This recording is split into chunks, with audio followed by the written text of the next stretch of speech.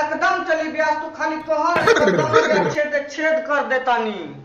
तिया नतिया पटना बा देवाना ढोरी चटना बा हर तई साला बोका बोका सिंगर के मन तो करता कपार के फोड़ दे ना करी संग कैसन कैसन गाना गावतिया आ ऊ ई सब गाना में कइल जाला कि पावर वीडियो में कइल जाला कार्य साला तो कौन चीज करे के प्रयास करता रिस रे देवाना ढोरी चटना छी छी छी छी कैसन कैसन बौका बौका भोजपुरी एल्बम में आ गए बा ना एकरी बहन के चोली लहंगा गाना ई गाइल ना छोड़िया सन देवाना ओठी चटना बा ए भौजी तोहर देवरा खाना पीना नहीं खैले बा कि होठ चाटता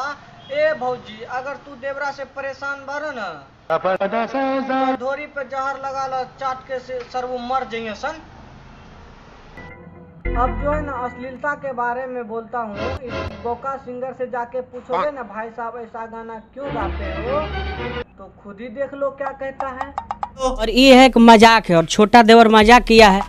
हाँ मजाक किया है यार, अगर किसी को एक मार दो ना तो बोलोगे मजाक किए हैं। बस भाई लोग अगर वीडियो यहीं पे खत्म करे अगर ये वीडियो यहाँ से अच्छा लगे तो लाइक कर देवे, अगर अच्छा नहीं लगे डिसलाइक भी कर सके छे,